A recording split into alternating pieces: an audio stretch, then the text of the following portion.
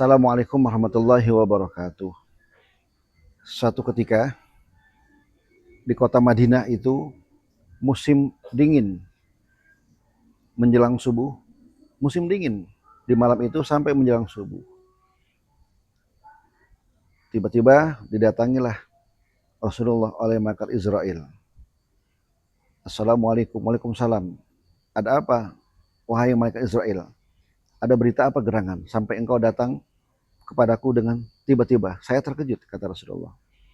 Maka kata malaikat Israel, beliau berkata, wahai Rasulullah, nanti orang yang azan itu sebelum pas masuk waktu asar, orang yang azan itu di masjid itu akan aku cabut nyawanya atas izin dan perintah Allah Subhanahu wa taala. Lalu Nabi terkejut. Bayangkan, musim dingin di kota Madinah, Nabi kedatangan malaikat Israel, Nabi berkeringat saking terkejutnya. Lalu menyampaikan bahwa orang yang azan di masjid itu pada waktu asar akan dicabut nyawanya oleh malaikat Israel atas perintah Allah Subhanahu wa taala. Mulailah si muazin ini mengumandangkan azan subuh. Kemudian Rasulullah mengamati dalam hatinya, mengikuti dengan rasa takut dan berdoa kepada Allah, ya Allah, apakah benar ini? Kemudian muazin ini azan di waktu zuhur. Nah, tibalah waktu masuk asar. Nabi sangat khawatir dan Nabi ingin memberitahukannya, tetapi ini tidak boleh, tidak dilakukan oleh Nabi, dan Nabi tidak melakukan itu.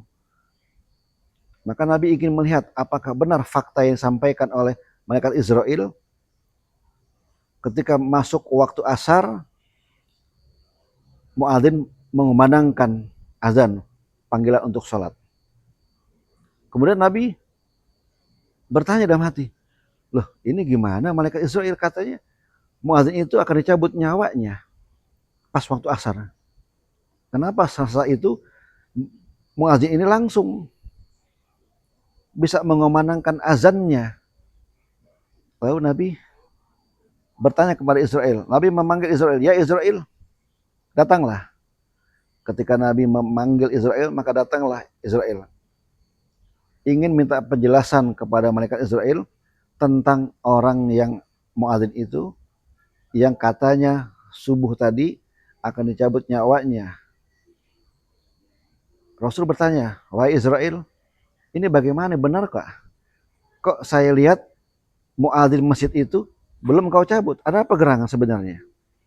Maka berkatalah malaikat Israel, ya Rasulullah, ketahuilah sesungguhnya muadzin itu sebelum azan asar, beliau sempat menyambung tali silaturahim kepada tetangganya.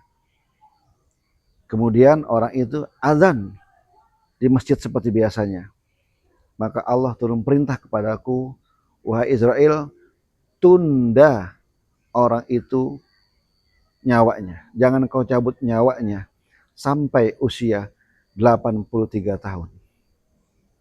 Apa yang dapat kita petik di sini? Bahwa benar apa kata Rasulullah SAW. Menyambung silaturahim adalah bakal memanjangkan umur kita. Artinya umur kita yang tadinya sudah ingin dicabut oleh malaikat Israel karena hikmah sebab kita selalu mempererat tali silaturahim, maka Allah menunda jadi orang itu jadi panjang usianya sampai 83 tahun. Inilah rahasia kenapa Nabi memerintahkan umatnya untuk selalu menjalin terus silaturahim, menyambung terus tali silaturahim persaudaraan kita. Jangan sampai putus.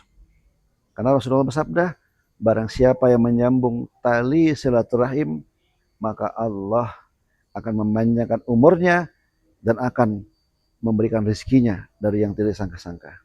Kisah ini memberikan kesan bahwa kita hendaklah kita selalu menyambung tali silaturahim.